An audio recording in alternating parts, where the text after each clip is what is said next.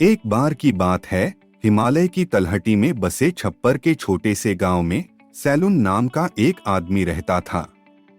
Salon पूरे गांव में एक कुशल जुलाहे के रूप में जाने जाते थे और उन्होंने अपना पूरा जीवन अपने शिल्प को निखारने में लगा दिया था। वह एक शांत व्यक्ति था और जब वह विशेष रूप से मिलनसार नहीं था तो ग्रामीणों द्वारा उसके कौशल और काम के प्रति समर्पण के लिए उसका बहुत सम्मान किया जाता था। सैलून का जीवन कष्ट और संघर्ष से भरा रहा है। उनका जन्म एक गरीब परिवार में हुआ था और कम उम्र में ही उन्होंने अपने माता पिता दोनों को खो दिया था। इन चुनौतियों के बावजूद वह हमेशा बुनाई के लिए तैयार था और उसने करघे की दोहरावदार गति में सांत्वना और अर्थ पाया था। इन वर्षों में सैलून अपने सुंदर जटिल बुने हुए कपड़ों के लिए जाना जाता था और उसने ग्राहकों का एक निष्ठावान अनुयायी विकसित किया था जो उसके काम की गुणवत्ता और शिल्प कौशल की सराहना करते थे। एक दिन गांव से गुजर रहा एक धनी व्यापारी सैलून के काम की प्रशंसा करने के लिए रुका। व्यापारी सैलून के कपड़ों की गुणवत्ता से प्रभावित हुआ और उसने लाभ की संभावना को पहचाना। उन्होंने सैलून के साथ एक सौदा किया जिसमें उन्होंने अपनी सभी बुनाई को उचित मूल्य पर खरीदने और उन्हें पास के शहर में फिर से बेचने का वादा किया।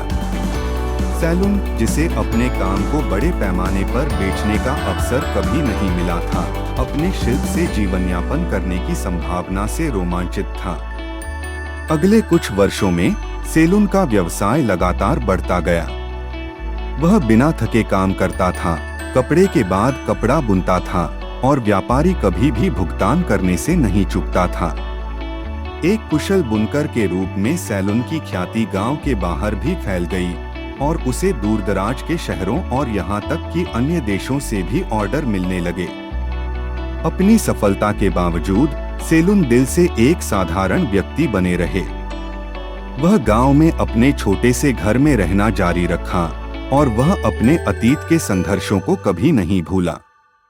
उन्होंने अपने मुनाफे का एक हिस्सा अपने समुदाय में कम भाग्यशाली लोगों की मदद करने के लिए दान कर दिया और वह हमेशा अपने बुनाई कौशल को उन लोगों को उधार देने में प्रसन्न थे जिन्हें उनकी आवश्यकता थी।